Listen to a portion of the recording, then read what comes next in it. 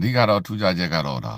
အားလုံးပဲမင်္ဂလာပါကျွန်တော်တို့ channel မှာကြိုဆိုပါတယ်ကျွန်တော်တို့ channel ကနေ့စဉ်သတင်းထူးသတင်းမှန်တွေကိုတင်ဆက်ပေးနေတာကြောင့်ကျွန်တော်တို့ channel ကို subscribe လုပ်တာပေးဖို့တောင်းဆိုချင်ပါတယ်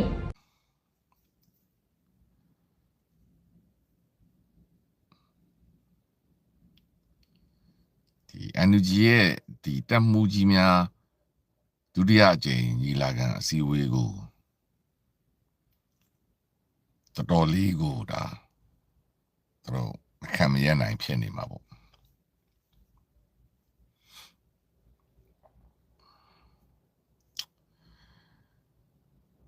အဲ့တော့ဒီ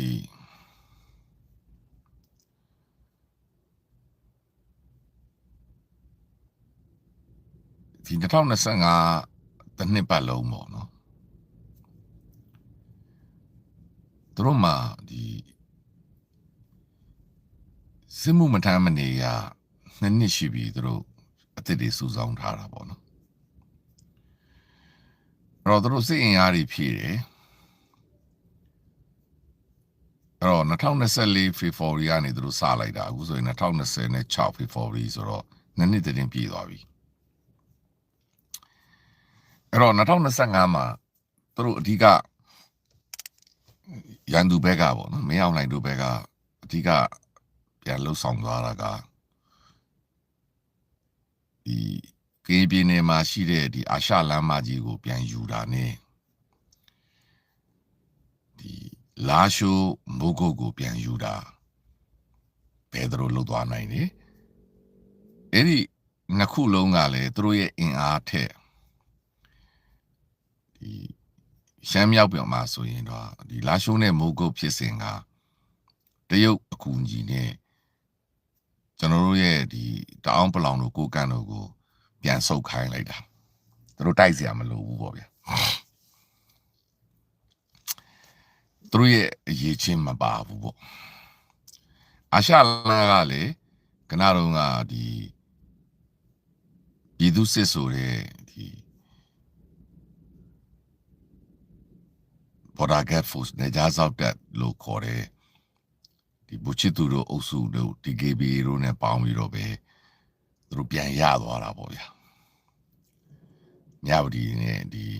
အာရှလမ်းမကြီးကိုပြန်ထိန်းချောင်းဖို့သူတို့စူးစမ်းတာပေါ့သူတို့ရဲ့အရေးချင်းအပြည့်အဝမပါဘူးအဲ့တော့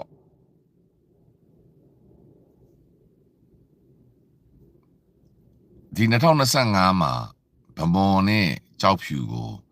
အေးနဲ့ကချင်ကဝိုင်းထားတာဒီနေ့ထိသူတို့ဘက်ကပြန်မခုခံနိုင်ဘူးဗိုလ်ချုပ်ကွမ်မော်ပြောသလိုပဲဒီဗမော်ကိုအင်္ဂလိပ်ဗြိတိရှတွေတောင်9နှစ်လောက်တိုက်ခဲ့ရတာအနေထားရပါတော့အဲ့တော့သူတို့ဗမော်မှာမြစ်ကြီးနားမှာသူတို့အများကြီးအားသာချက်တွေရှိတယ်သူတို့ကချင်းချိန်နေတာရေသူတို့စစ်ရေးအားသာမှုတွေကိုမထုတ်ပြန်မကြေညာတာပဲရှိတယ်ပေါ့ထိုနည်း၎င်းပဲရခိုင်ကလည်းသူ့ရဲ့တကားပေါက်ဖြစ်တဲ့ဒီစကိုင်း ARD ကိုပိတ်ဆို့နေတယ်အမှလည်းအေကအားသာချက်တွေရှိနေတယ်ကင်းနီဖြစ်စဉ်ကိုကြည့်တော့လေကင်းနီမှာလည်းသူတို့ဘက်ကထူးခြားတဲ့ဒီထူးခြားတဲ့တိုးတက်မှုတွေမတွေ့ရဘူးပေါ့တခါကင်းပြည်နယ်မှာလည်းဒီဖာပုံလိုသူတို့ဘက်ကဗျူဟာကုန်းကြီးကို KNU ကဝိုင်းထားတာယနေ့ထိပဲအဲ့ဒီထဲမှာတချို့နေကြားစောက်တက်တွေမျိုးတွေကို KNU ဘက်ကဒေါ်လာကြီးတပ်ဖွဲ့တွေကတင်ပိုက်ထားတာလည်းတွေ့ရတယ်တနင်္သာရီတိုင်းမှာလည်းကျွန်တော်တို့ဒေါ်လာကြီးဘက်ကပဲပို့ပြီးတော့မျိုးတွေပို့ရလာတာကိုတွေ့ရတယ်သူတို့ဘက်ကပြန်တိုက်နိုင်တယ်ခုခံနေတဲ့အနေအထားပဲရှိတယ်ချင်းပြည်နယ်မှာလည်းဒီ2025မှာကျွန်တော်တို့ဘက်ကပြန်ပို့ရလာတာတို့ပို့ပြီးတော့တိုက်စစ်ဆင်လာနိုင်တာပဲရှိတယ်တခုပဲသူတို့ကစကိုင်းမကွေးနေထားမှာသူတို့မျိုးတွေတော့ပြန်မရဘူးသို့တော်လဲသူတို့ဒီအ ပေါ်ကနေလေအားနဲ့ပုံကျဲတဲ့အနေထားတွေတော့ရှိတယ်ဒါပေမဲ့ဟုတ်တိပတ်တိတစ်မျိုးပြီးတစ်မျိုးပြန်သိမ်းနိုင်တဲ့အနေထားတော့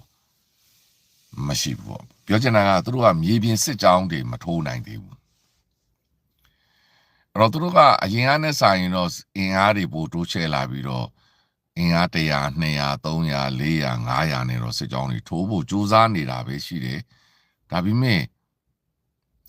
လုံလောက်တဲ့အားရမှုသူတို့ဘက်မှာမရှိဘူး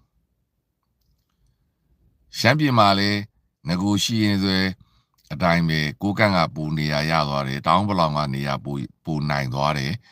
ဝါတွေမိုင်းလားတွေရှမ်းမြောက်တွေရှမ်းတောင်တွေလည်းသူတို့နေရာမှာသူတို့ရှိနေသေးပဲအဲ့ဒီအဖွဲ့တွေကိုအင်အားချိနေသွားအောင်မင်းအောင်လှိုင်တို့ဘက်ကမလုံနိုင်သေးဘူးအဲ့တော့မန္တလေးငကိုအတိုင်းပဲ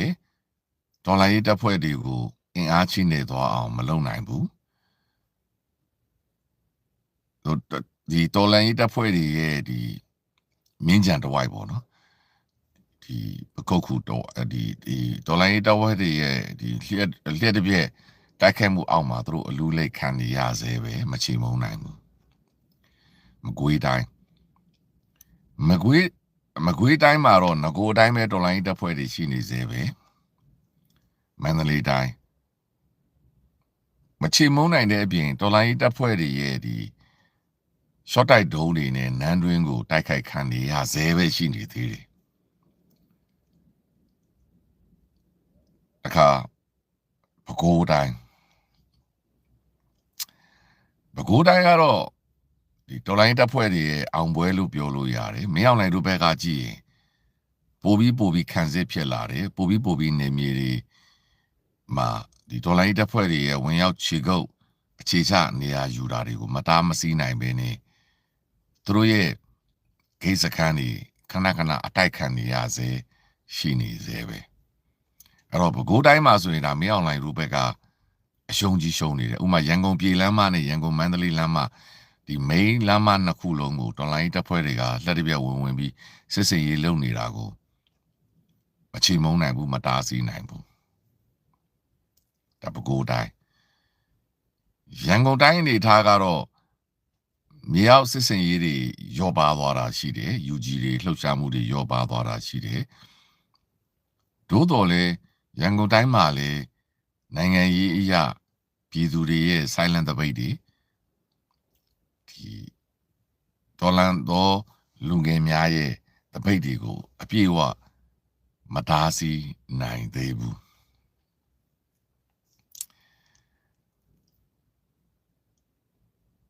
အဲ့တော့โอเคပါhomework လေးပြောမှာပါအင်စာပြောမှာပါအဲ့တော့တနင်္ဂနွေလုံးအတိုင်းတာနေတေချာကြီးလိုက်ရရင်မင်းအောင်လှိုင်တို့ဘက်ကအားမရစရာတွေမချေနဲ့စရာတွေတောင်းမကြည့်စရာတွေဖြစ်နေသေးပဲအဲ့တော့မင်းအောင်လှိုင်တို့ဘက်ကစဉ်းစားပုံကိုကျွန်တော်တို့ကချပြလိုက်တာနဲ့ဒါပြောင်းပြန်တာမင်းအောင်လှိုင်ဘက်တို့ကအားမရရင်ကျွန်တော်တို့ဘက်ကအားရတာပေါ့ဗျာဒါကျွန်တော်ရဲ့သုံးသပ်ပုံကျွန်တော်တို့ဘက်ကပဲသုံးသပ်ရင်ကျွန်တော်တို့ကအပူပြောတယ်ဖြစ်မယ်အဲ့တော့မင်းအောင်လှိုင်တို့ဘက်ကနေကျွန်တော်တို့ကသုံးသပ်ကြည့်လိုက်ရရင်သူတို့ဘက်ကအားမရစရာတွေကြီးပဲသူတို့ဘက်မှာလူအင်အားများလာတာအမှန်ပဲဘာလို့သူတို့မတရားလူတွေဖမ်းနေတာဟုတ်ဒါပေမဲ့အဲ့လိုလူအင်အားမတရားဖမ်းတာဖြစ်တဲ့အတွက်ပြည်သူရဲ့တုတ်ပြန်မှုကိုတော့သူတို့ပြင်းထန်ခံရတယ်ပြည်သူရဲ့အမုန်းတရားသူတို့ကိုမနှစ်သက်ခြင်းကိုသူတို့ပို့ခံရတယ်ပြီးတော့ပြည်တွင်းမှာရှိတဲ့ပြည်သူတွေကစီးပွားရေးလှုပ်ရှားလို့မရတော့ဘူးဆိုတဲ့စိတ်ခံစားချက်တွေပိုပြင်းထန်လာတယ်အဲ့ဒါကဘာနဲ့သွားပြီးတော့ဒါရိုက်သွားဆက်လဲဆိုတော့ပြည်တွင်းစီးပွားရေးပြိုလဲမယ်ဆိုတဲ့သဘောတရားကိုတွေ့ရတယ်ပြည်သူတွေပိုပြီးကြက်တဲလာတာပေါ့မှန်ပါတယ်ငွေရှိတဲ့လူတွေကတော့ငကိုတည်းကငွေရှိပြီးသားပါငွေကိုငွေနဲ့တိဆောက်တဲ့လူတွေကတော့အခုပေါ့ဗျာအခုပဲကြည်ပေါ်တာဒီဒလသရာကြီးပြီးသွားတဲ့အခါမှာဒလဘက်ချန်ကအိမ်တွေက3000နဲ့အိမ်က3000ဖြစ်သွားတယ်ပေါ့အဲ့တော့အဲ့ဒီရှိပြီးသား လူတွေကတော့ဒီအိမ်တွေကိုရောင်းချပြီးတော့3,000ဆိုတဲ့ပတ်စံတွေတော့ကြီးပွားသွားကြတာပေါ့ငွေရှိတဲ့လူကတော့ငွေပြန်လာတာပေါ့ဒါပေမဲ့ငကိုတွေကအဲ့3,000တန်အိမ်လည်းမပိုင်တဲ့လူတွေသူများကြီးမှာအကုတ်ကတ်နေရတဲ့လူတွေလက်လွတ်စားတွေပေါ်ကတော့နင်းပြပဲအဲ့တော့သူတို့မှလူအင်အားမတရားလူတွေစုဆောင်းတဲ့အခါပွင့်လင်းဖို့ထဲသူတို့ဒီပို့ပြီးတော့တင်းကျပ်ဖို့ကိုပို့လှုပ်လာတာကိုတွေ့ရတယ်ဥပမာပြေပကပြန်လာတဲ့လူငယ်တွေကိုပြန်ပေးမထွက်တာမျိုးတွေပြေပကိုသွားမဲ့လူတွေကိုပို့ပြီးပိတ်ဆို့လာတာတွေအဲ့တော့ပြည်တွင်းမှာအလောက်ကင်အခက်ခဲတွေပို့ပြီးတော့များလာတာတွေအပေါ်ယံအနေနဲ့သူတို့ကဒီစိတ်ရှိုးပွဲတွေပျော်ပွဲရှင်ပွဲတွေဘာသာရေးအခမ်းအနားတွေကိုလွတ်လပ်စွာလုပ်ခွင့်ပေးတယ်လို့မြင်ရပေမဲ့လေအဲ့ဒီလုပ်တဲ့လူတွေအားလုံးကပတ်စံရှိမှလုပ်လို့ရတာလေဘာအခမ်းအနားလုပ်လို့ပတ်စံမရှိဘဲနဲ့လုပ်လို့မရဘူးလေဥမာဘာသာရေးအခမ်းအနားလည်းဖျားပွဲလှည့်တယ်ပဲဆိုပတ်စံမရှိဘဲလုပ်လို့မရတာအဲ့တော့ပတ်စံရှိတဲ့လူတွေခရိုနီအုပ်စုတွေပေါ့ဗျာသူတို့ ਨੇ ပူဇာပေါင်းစားတဲ့ဘာသာပေါင်းစုံရဲ့တထေးတွေကဥဆောင်ပြီးတော့သူတို့အတွက်လှုပ်ပေးနေတာပဲရှိမယ်အောက်မှာရှိတဲ့နင်းပြားပြည်သူကတော့သူများအခမ်းအနားလုပ်လို့ဘာသာရေးလှည့်ပွဲလို့သွားပြီးဝေလီလှုပ်လိုက်တာပဲရှိမယ်သူတို့ရဲ့စီးပွားရေးပြည်လေသွားတာမဟုတ်ဘူးဒီဖျားပွဲတွေလှည့်တာဘာသာရေးခမ်းနားတွေလုပ်လို့အောက်ခြေမှာရှိတဲ့တာမန်အလုပ်သမားတွေဘဝကထမင်းပူစားလာရတာမရှိဘူးသွားပြီးတော့ဝေးလေးရောင်စိန်သက်လုပ်လိုက်ရတာတော့ရှိတယ်ဒါပေမဲ့အဲ့ဒါကိုဥဆောင်လုပ်သွားတာအားလုံးဒီစစ်အာဏာရှင်ခရိုနီစစ်ပတ်သက်နေတဲ့အဲ့ဒီဘာသာပေါင်းစုံရဲ့စီးပွားရေးသမားတွေပဲဖြစ်နေတာတွေ့ရတယ်။ထိုနည်း၎င်းပဲသူတို့ရဲ့စစ်အာဏာရှင်ရဲ့သားသမီးတွေဥဆောင်ပြီးတော့စတေရှိုးပွဲတွေလုပ်တာဟိုပွဲတွေလုပ်တာ DJ ပုတ်တာလုပ်တာဒါတော့စင်ကူကလာတဲ့ DJ သမားတယောက်ကိုသူတို့လေစိတ်မှာ4နိုင်လောက်ပေးမဝင်ပဲနဲ့ဒီသက်ဆိုင်ရာသားသမီးတွေကဝင်ခွင့်ရဖို့နှီးမျိုးစုံစူးစမ်းပြီးမယ်တော့မရပဲနဲ့ပြန်သွားရတယ်။ဖြစ်နေတာကဒီသူတို့ရဲ့ထောက်တိုင်သားဖြစ်တဲ့ဒီစစ်အာဏာရှင်တွေရဲ့ဒီခရိုနီခရိုပြအုပ်စုရဲ့သားသမီးတွေကတိုင်းပြည်ကိုစီကားအောင်ပေါ့အခုလိုပေါ့ပတ်စံငန်းတက်နေတဲ့ဒီအကယ်ဒမီပေးပွဲကိုတက်တဲ့အမှုပညာရှင်များကိုအသုံးချပြီးတော့ဒါပြည်သူတွေကိုလို့သူတို့လိုပဲပတ်စံချမ်းသာတဲ့ခရိုနီခရိုပြသားသမီး3နိုင်ဖြုတ်နိုင်တဲ့သားသမီးတွေနဲ့စိတ်ရှိုးပွဲတွေလုပ်ပြီးတော့အောက်မှာရှိတဲ့နင်းပြားပြည်သူကတော့ဥပမာအစားတောက်လိုက်ပို့နေတဲ့ပြည်သူစိုက်ကယ်ကယ်ရီလုပ်နေတဲ့ပြည်သူစိုက်ကိုင်းသမားစိုက်ကားနေနေတဲ့ပြည်သူလမ်းဘေးမှာဈေးရောက်နေရတဲ့ပြည်သူသူများစီမှာဝန်ထမ်းလုပ်နေရတဲ့ပြည်သူအလုပ်သမားလုပ်နေရတဲ့ပြည်သူစပွဲတို့လုပ်နေရတဲ့ပြည်သူစရေးစချီလုပ်နေရတဲ့ပြည်သူအယောင်စေးလုပ်နေရတဲ့ပြည်သူပြီးတော့အလုပ်သမားလေးတွေပေါ့စက်ရုံအလုပ်ရုံမှာအလုပ်လုပ်နေပြည်သူတွေကဘဝကပိုကောင်းလာစရာအကြောင်းကိုမရှိဘူးပိုဆိုးလာတာပဲရှိတယ်ဘာကြောင့်လဲသူတို့ဘက်ကကြည့်ရင်မင်းအောင်လိုက်တို့စိုက်ကနေစဉ်းစားရင်ကျွန်တော်တို့ဘက်ကိုသူတို့ကရန်သူလို့သတ်မှတ်မှာပေါ့ဗျာနော် NUG နဲ့အပေါင်းပါများကိုသူတို့ကရန်သူလို့သတ်မှတ်မှာပေါ့အဲ့တော့သူတို့အတွက်ရန်သူရဲ့ချင်းချောက်မှုဟာအကြီးကြီးရှိနေတယ်အဲ့တော့ရန်သူရဲ့ချင်းချောက်မှုရှိနေတာမြသူတို့ဘာလုပ်မလဲသူတို့လုပ်တတ်တာကပို့ပြီးတင်းကျပ်မယ်ဘယ်သူကိုတင်းကျပ်မလဲပြည်သူကိုတင်းကျပ်မယ်အဲ့ဒီအတိုင်းပဲသူတို့လက်တွေလှုပ်ဆောင်နေတာဖြစ်တယ်ပြည်သူကိုတင်းကျပ်တာခါကြတော့ပြည်သူကပို့ပြီးဒုက္ခရောက်မယ်ပို့ပြီးဆင်းရဲမယ်ပို့ပြီးတော့သူတို့ ਨੇ အမုန်းတရားတွေဖြစ်မယ်သူတို့ ਨੇ ပို့ဝေးကွာသွားမယ်အဲ့တော့သူတို့ဘက်ကမပြေလျှော့နိုင်ဘူးဦးသိန်းစိန်လက်ထက်နဲ့မတူဘူး2010ရွေးကောက်ပွဲ2008ဖွဲ့စည်းပုံအခြေခံဥပဒေရွေးကောက်ပွဲအပြီး2010ရွေးကောက်ပွဲကနေဂျက်ဖို့ပါတီကတပါတီတည်းပြိုင်ပြီးတော့ဂျိုတင်မဲတွေနဲ့မဲခိုးပြီးတော့မဲနိုင်သွားပြီးတော့လွတ်တော်ခေါ်လိုက်တယ်အဲ့ဒီချိန်မှာတန်းရွှေကသူလုံးဝစိတ်ချပြီးသူနိုင်ငံရဲ့နေသွားပြီးဆိုတော့မင်းအောင်လှိုင်ကိုသူကလွှဲပေးလိုက်တယ်ပြီးတော့သိန်းစိန်တို့ကိုအစိုးရသူတို့ဂျက်ဖို့ပါတီရွေးကောက်ပွဲအနိုင်ရတဲ့အထိမ့်မှတ်နေနဲ့ညသာစားပွဲလုပ်ပြီးဂျက်ဖို့ပါတီကိုအပြီးလွှဲပေးလိုက်တယ်သူဒီနိုင်ငံရေးကနေပြီးတော့နောက်ွယ်ကနေအနားယူသွားလိုက်တယ် တော့သိန်းစိန်တို့အုပ်စုတက်လာတယ်ရွှေမန်းနဲ့သိန်းစိန်နဲ့ပွဲကတာပေါ့ရွှေမန်းသိန်းစိန်နဲ့ဒီဘက်ကမင်းအောင်လှိုင်တို့နဲ့ကတာပေါ့ခင်ကြီးတို့ကစရင်မရှိပါဘူးအဲ့တော့အဓိကကရွှေမန်းသိန်းစိန်ဒီမင်းအောင်လှိုင်သုံးပွဲဆိုင်ပွဲကသွားတာဒါပေမဲ့အဲ့ဒီချိန်မှာတေချာစဉ်းစားကြည့်လိုက်ရရင်သူတို့မှာရန်သူလို့ခေါ်တဲ့ဒီတော်လန်ရေးဘက်ကဒေါအောင်ဆန်းစုကြည်အပါဝင် NLD ရဲ့ချင်းချောက်မှုကယနေ့သူတို့ခံနေရတဲ့ချင်းချောက်မှုနဲ့ရှင်လိုက်ရင်ဘာမှမရှိဘူး။ဘာကြောင့်လဲအဲ့ဒီချိန်မှာ NLD မှာစစ်တပ်မရှိဘူး။ NLD မှာစစ်တပ်မရှိဘူး။အဲ့ဒီချိန်မှာဒေါအောင်ဆန်းစုကြည်ကိုထောက်ခံတဲ့စစ်တပ်မရှိဘူး။ဒေါအောင်ဆန်းစုကြည်ကိုယ်တိုင်ကထောင်ထဲမှာရှိနေသေးတယ်အချင်းချုပ်အခြေချုပ်မှာပဲရှိနေသေးတယ်အိမ်အခြေချုပ်ပဲရှိသေးတယ်အဲ့တော့သူတို့လွတ်ပေးမှာဒေါအောင်ဆန်းစုကြည်လွတ်မှာအဲ့တော့အဲ့ဒီချိန်မှာ NLD မှာရှိတဲ့လူတွေကတော်တော်များများကလည်းထောင်ထဲမှာပဲရှိသေးတယ်သူတို့လွတ်ပေးမှာဖြစ်မှာပြောချင်တာကသူတို့ကစင်ဘော်က NLD ကလူတွေကသူတို့လက်ခုပ်ထဲကရေအစ်စ်ပဲရှိတာသူတို့လွတ်ပေးမှာသူတို့ညှိနှိုင်းပေးမှာသူတို့က supremacy လို့ခေါ်တယ်အပေါ်စီးကရှိနေတယ်အဲ့တော့အဲ့ဒီအနေထားမှာသူတို့ဒီဖွင့်ချပေးရဲတယ်အဲ့တော့သူတို့ကိုခံမဲ့လူမရှိဘူးသူတို့ကအန်ရပေးနိုင်တဲ့လူမရှိဘူးသူတို့ကိုပြန်တိုက်မဲ့လူမရှိဘူးတနိုင်ငံလုံးအတိုင်းအတာနဲ့ကြီးလိုက်ရင်လေစိတ်ဝင်စားစရာကောင်းတာကနေဆက်ဒေသတွေမှာရှိနေတဲ့သူတို့အမြဲတမ်းသူတို့နဲ့စိတ်ပြေးတန်းကစားစစ်တိုက်တန်းကစားနေတယ်ဒီ KNU KIA ရှမ်းကရင်ဒီအဖွဲ့တွေပဲရှိတယ်ချင်းအောင်တလောက်မဟုတ်ဘူးရခိုင်ဆိုတာအဲ့ဒီချိန်မှာထွန်းမြတ်နိုင်တို့လည်းမပေါ်သေးဘူးနော်2010မှာထွန်းမြတ်နိုင်တို့မပေါ်သေးဘူးသူတို့ပြောတဲ့ ALP တို့ဘာလို့ပဲရှိတယ်အဲ့ဒီအဖွဲ့တွေကလည်းနေဆက်ဒေသမှာတပ်ပေါင်းစုပုံစံနဲ့ပြောနေကြတာစီးယုံနေကြတာရှိတယ်တပြိုင်နက်တည်းမှာ2010မှာတိုင်ခင်မှာစစ်တပ်ကဒီခင်ညို့တို့က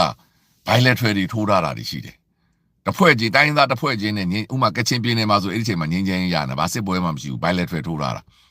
အဲ့ဒီချိန်မှာရှမ်းနေနဲ့လည်း bilateral ထိုးထားတယ်ကြတော့ကိုကန့်နေဝါတွေနဲ့ဒီနဲ့လည်း bilateral ထိုးထားကြတယ်အဲ့တော့သူတို့ကအားလုံးကငင်းချင်းကြီးပဲအဲ့ဒီချိန်မှာဒီဘက်ကတိုင်းသားအုပ်စုတွေကလည်းအုပ်စုလိုက်စုပေါင်းပြီးတော့သူတို့ခေါ်တော့ဗာ FA လည်းမသိပါဘူးထားပါတော့ကျွန်တော်လည်းနာမည်တွေမေ့ကုန်ပြီမှားပါဆိုလို့အဲ့ဒီအဖွဲ့တွေနဲ့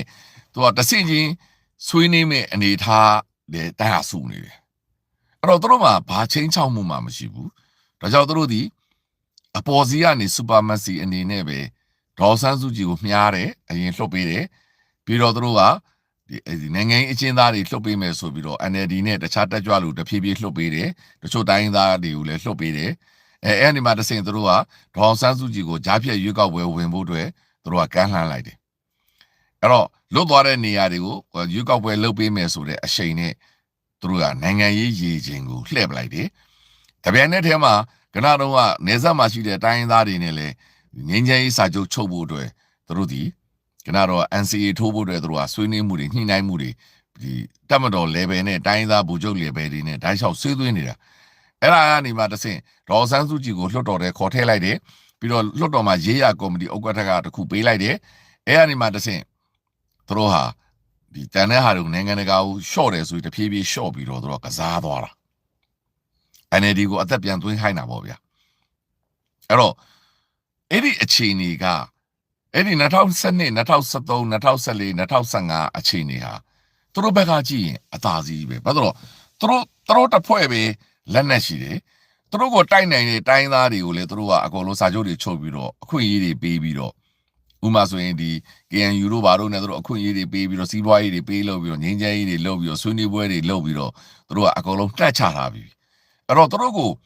ပြန်တိုက်မဲ့လူကမရှိသလားဝယ်ပြီးတော့သူတို့ရဲ့တက်ဖွဲ့စည်းပုံနဲ့သူတို့ရဲ့စူပါမက်ဆီဖြစ်နေတဲ့အပေါ်ကနေသူတို့ကအသာစီးရနေတဲ့အနေအထားဟာဘာမှချင်းချောက်မှုမရှိဘူးသူတို့ကိုချင်းချောက်နိုင်တဲ့အင်အားတစ်ခုမှလည်းမရှိဘူးပြည်တွင်းမှာချင်းချောက်တဲ့လူမှန်သမျှကိုလည်းခဏတော့တရားရုံးတွေထောက်လှမ်းရေးတွေကနေတဆင့်ဖန်စီထောင်ချနေသေးပဲရှိသေးတယ်သူတို့ကအပေါ်စီးရပဲဒီဘက်ကတိုင်းသားတွေဘက်ကလည်းပဲကြီးဒီနိုင်ငံရေးသမားတွေဖြစ်တဲ့ NLD ဘက်ကပဲကြီးတော်လိုင်းရေးဘက်ကပဲကြီးအားနေနေတဲ့ကာလပဲနိုင်ငံရေးကတော့အားတာတယ်လို့ယူဆရတယ်ဒါပေမဲ့အဲ့ဒါကြီးကဓာသွားပေါ်မှာရှောင်နေတာဟန်ဆောင်ပန်ဆောင်နဲ့ငါတို့တာနေတယ်လို့ ကျွန်တော်တို့တော်လှန်ရေးသမားတွေပြောနေတာအချိန်မျိုးအဖမ်းခံရနိုင်တယ်ဆိုတဲ့အသည့်တရားရှိတယ်ဒါပေမဲ့ပြည်သူကိုတော့ပြောချင်တာဗျာနောက်ကျောမလုံပဲနဲ့ကိုအောင်မြင်နေတယ်လို့ပြောနေကြတာအဲ့ဒီရလကဘယ်မှာတွေ့ရလဲ2020မှာတွေ့ရတာပဲ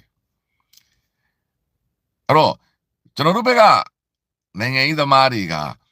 ငါတို့ကအသာစီးရလာတယ်တနိုင်ငံလုံးကိုထိန်းချုပ်ထားတယ်လားပြောနေတာပြည်သူရှိတယ်လို့ကပြောနေတာတကယ်တမ်းကျတော့ကျွန်တော်တို့ဒီနောက်ကျောပွင့်နေတာဟိုဘက်ကမဖမ်းခြင်းလို့မဖမ်းတာတော့မဖမ်းခြင်းလို့မဖမ်းတာဟောအေးက2009မှာဟုတ်ကပါတယ်2010ဆိုတော့အေးကဘာမှမရှိသေးဘူးလေ